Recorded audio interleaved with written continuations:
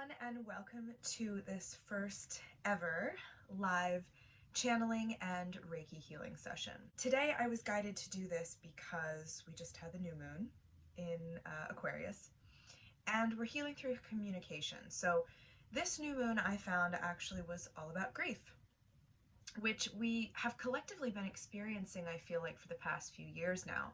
So I just wanted to take some time to share my personal reflections with you in hopes that it might resonate. To begin, I'm just going to call in the healing guides. Basically, all you have to do is sit back and really enjoy the energies, feel the energies. If you're Reiki attuned, this should be easy for you. If not, then you'll feel the energy come through, all of the ascended masters, the directions, the elements, anybody that personally resonates for you while I'm speaking here. Prior to this point, it was really hard for me to slow down. And if you look closely at nature, there are specific times of day where we are intended to do this, like at sunset, winter in terms of seasons, and even as women when we bleed. So it's one thing to know that we can align ourselves with these cycles, and it's another thing to actually surrender and do it. And I think that this is kind of a fundamental problem in the West, this issue of surrender, because it's akin to death. And we have a very youth-driven, ambitious culture that wants to live forever in a way. So you see this pattern of starting to avoid that which is chaotic, that which makes us feel strong emotions so that we don't have to look at ourselves.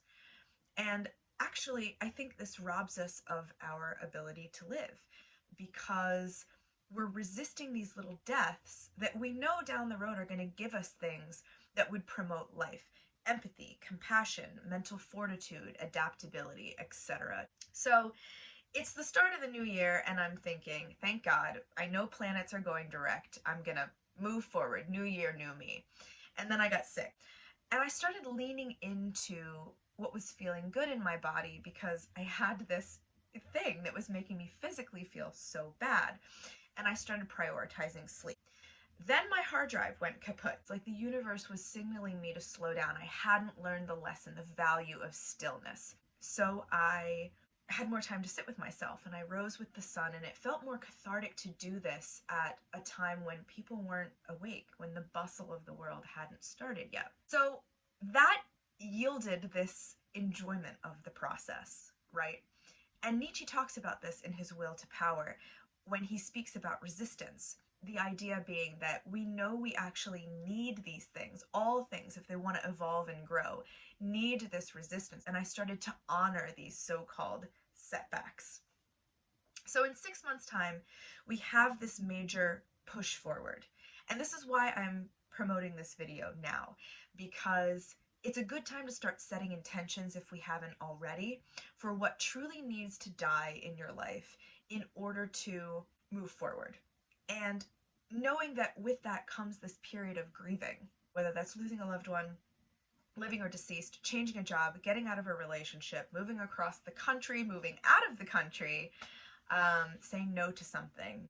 So I went to yoga and I set an intention, and I heard this voice that said, you should just let die everything that is standing in the way of your light. I thought about a show that I was recently watching that touched me, where a man was grieving the loss of his best friend. And I realized that I too had somebody in my life that I was grieving. And I let that grief harden me. I used that to keep people out. I was not as friendly as my innate nature purported itself to be. That grief kept me from being seen by other people and shining my own talents. There's this Chinese parable that really illustrates this perfectly, and I'll paraphrase it. These two guys, one of them was a musician and the other one was listening, and he would say things like, oh, this guy's playing the zither, or either however you pronounce it. Oh, it's as lofty as the mountain. Well played. And then they were by a stream, and he would say, oh, I can hear the babbling brook. Well played. And then when this guy died, the musician broke his instrument, cut all the strings, and vowed never to play again. So somewhere there's this beautiful element of, he loved so deeply that he wouldn't play for anybody that wasn't worthy.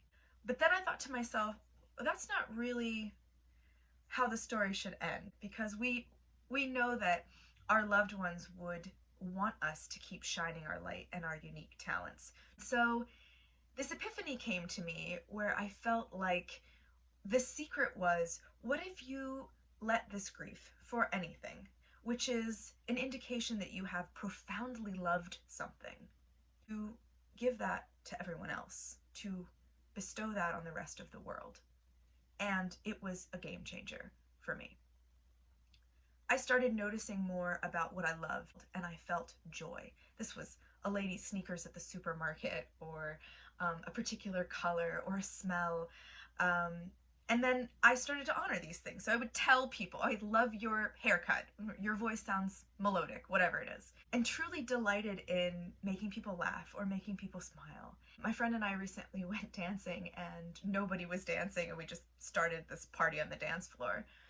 And I witnessed that this kind of vulnerability really it held space for other people, for their own inner child to shine as well.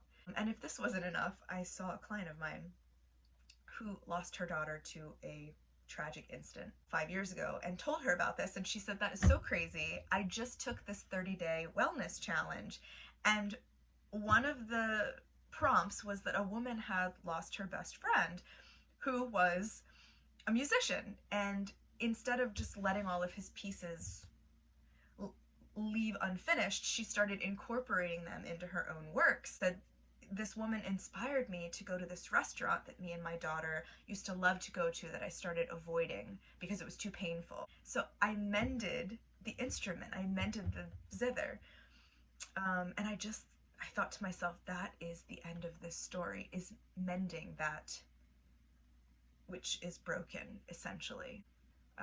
So unconditional love in our heart serves to help the mind and soul actually gain victory over death.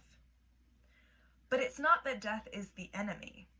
It's like one needs the other to transcend, to live happily ever after. Grief is good. The surrender to dying, the surrender to the trials, the surrender to the unfairness of it all, because love is noble and worthy. The art of dying is the art of living, and living well. So I really invite you over the next 6 months to incinerate your avoidance to those deaths, whatever it is in your life. Crack yourself open, feel deeply, because when we rob ourselves of this, and I'm the perfect example, we are robbing other people of that too. Simply because we're losing that ability to connect. And we weren't just here to love one person in a certain way. We were put here to love all people in many different ways. And how many different connections could we create when we're actually open? So that is what I have for you today. I can feel so much amazing energy and so much resistance. So I really do invite in this last bit of this video to clear that resistance for you, and hopefully let these new energies move through you.